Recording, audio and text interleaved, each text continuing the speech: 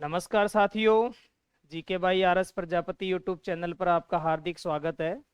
मैं राधेश्याम प्रजापति आपके बीच कुछ बातचीत लेकर के आया हूँ। जो हाल ही में अभी हमारे थर्ड ग्रेड टीचर्स के रिजल्ट आ रहे हैं, उस पर हम बात करेंगे।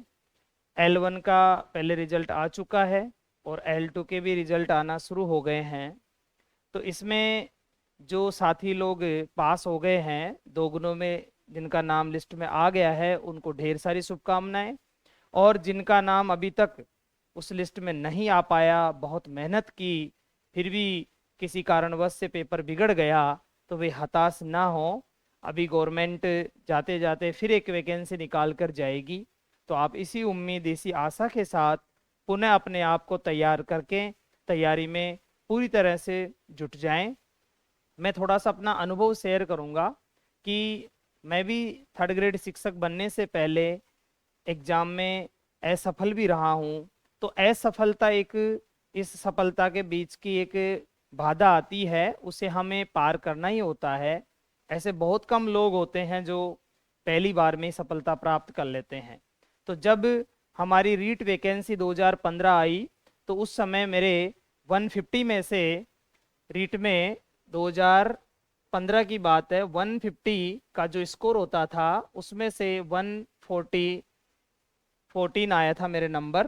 तो उसमें कट ऑफ रही थी 166, यानी 116 हमारी कट ऑफ रही थी।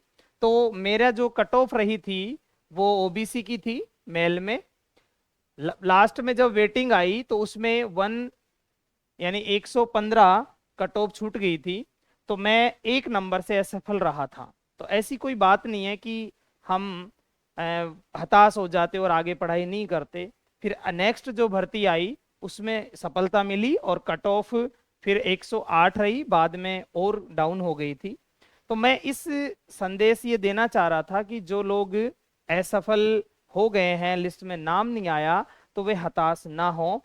जैसे कि आपने सोपान भी पढ़े होंगे। सबसे पहले हम तैयारी करते हैं, शुरुआत करते हैं, फिर शुरुआत के बाद हमें कोर्स के बारे में मालूम करते हैं, उसका सिलेबस जानते हैं, फिर सिलेबस के बाद हम कठोर मेहनत करते जाते हैं, अगली स्टेप पर जाते हैं। तो उसी प्रकार से ये असफलता का भी एक स्टेप आता है, अधिकांश विद्यार्थियों के जीवन में ये आता है। तो आप लोग इसे एक स्टेप मानिए और वापस से तैयारी में जुट जाइए। एक ये लाइन भी कही गई है कि भाई अपन जब शुरुआत करते हैं तो हमें बहुत सी असफलताओं का सामना करना होता है, लेकिन जब नई शुरुआत होती है, यानी जब हम दोबारा तैयारी शुरू करते हैं, तो हमारी शुरुआत जीरो से ना होकर के अनुभव से शुरुआत होती है। तो जहां पर आपकी समस्या आई है नेगेटिव मार्किंग में, या क्वेश्चन अटेम्प्ट ज्यादा कर दिए, या फिर ओएमआर भरने में गलती हुई, ऐसी छोटी छोटी गलतियां हमें असफल बना देती है। तो तैयारी जितना महत्वपूर्ण है, उतना ही महत्वपूर्ण है कि पेपर को भी सही तरीके से हम देकर आए। तो अब जो नई वैकेंसी आ रही है उसमें आप लोग जोश के साथ शुरू करें। बस मैं यही संदेश देने के लिए आया था। बहुत बहुत धन्यवाद।